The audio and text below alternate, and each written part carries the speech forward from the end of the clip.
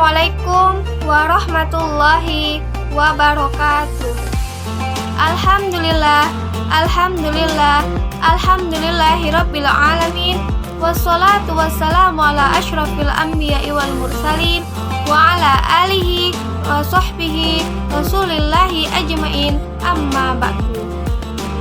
Puji syukur kehadirat Allah Subhanahu wa ta'ala yang mana telah memberikan kita rahmat, taufik, dan hidayahnya kepada kita sehingga kita dapat melaksanakan pembelajaran mata kuliah akhlak tasawuf. Sholawat beriring salam tak lupa juga kita curahkan kepada Nabi kita, Nabi Muhammad sallallahu alaihi wasallam. Allahumma sholli ala Sayyidina Muhammad wa ala ali Sayyidina Muhammad. Perkenalkan, nama saya Aisyatul Fatimah Khair, mahasiswi dari jurusan Pendidikan Agama Islam, Sekolah Tinggi Agama Islam Ibnu Sina, Batam. Video ini dibuat untuk memenuhi ujian akhir semester mata kuliah akhlak tasawuf dengan mengambil judul Maqamat dan Hal. Yang pertama, Maqamat. Secara harfiah, maqamat berasal dari bahasa Arab yang artinya tempat orang berdiri atau pangkal mulia. Istilah ini selanjutnya digunakan untuk arti sebuah jalan yang panjang yang harus ditempuh oleh seorang sufi dalam mendekatkan diri kepada Allah. Dalam bahasa Inggris, maqamat dikenal dengan istilah stages yang artinya tangga. Berikut ini maqamat atau tangga yang harus ditempuh oleh para sufi dalam mendekatkan diri kepada Allah Subhanahu wa ta'ala. Di antaranya adalah yang pertama, zuhud. Zuhud secara harfiah artinya tidak ingin sesuatu hal yang bersifat keduniawian. Zuhud merupakan salah satu ajaran agama yang sangat penting dalam pengendalian diri terhadap pengaruh kehidupan di dunia. Orang yang telah memiliki sifat zuhud lebih mengutamakan kehidupan di akhirat daripada mengejar kehidupan di dunia. Yang kedua ada tobat. Tobat berasal dari bahasa Arab yaitu taba yatubu taubatan yang artinya kembali. Menurut di kalangan sufi, taubat artinya adalah memohon atas segala dosa atau kesalahan yang diperbuat dengan janji sungguh-sungguh untuk tidak mengulanginya dengan disertai amal kebajikan.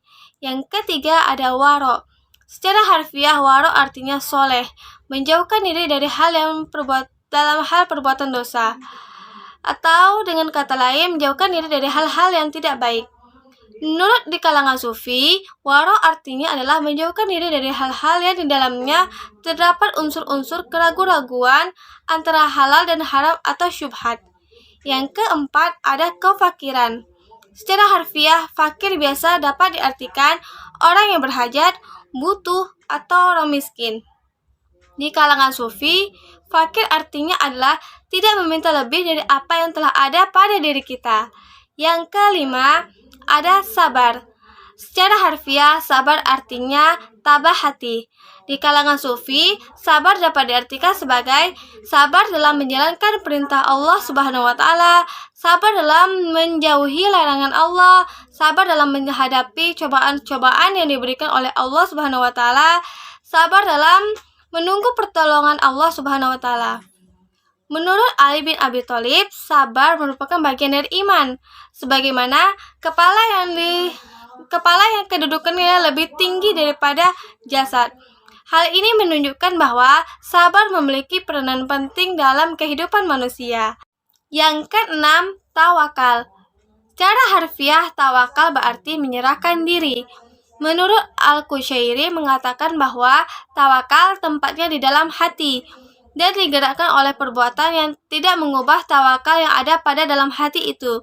Hal ini terjadi karena setelah hamba meyakini segala ketentuan hanyalah milik Allah, mereka menganggap jika mendapat kesusahan, itu semua merupakan takdir dari Allah Subhanahu wa ta'ala. Yang ketujuh, ridho. Secara harfiah, ridho artinya rela, suka, dan senang. Manusia sangat sukar menerima keadaan-keadaan yang biasa menimpanya, seperti kemiskinan, kemalangan, kehilangan pekerjaan, dan lain-lain. Orang-orang yang dapat bertahan cobaan itu ialah orang-orang yang memiliki sifat ridho. Orang-orang yang telah memiliki sifat ridho, ia akan rela berjuang di jalan Allah, rela berkorban, rela menghadapi kehidupan yang susah, dan lain-lain. Semua itu bagi sufi dipandang sifat-sifat terpuji dan akhlak yang bernilai tinggi. Bahkan dianggap sebagai ibadah karena hanya mengharapkan ridho Allah Subhanahu wa Ta'ala. Yang kedua, hal. Menurut Harun Nasution, hal adalah keadaan mental seperti perasaan senang, sedih, takut, rendah hati, patuh, dan lain-lain.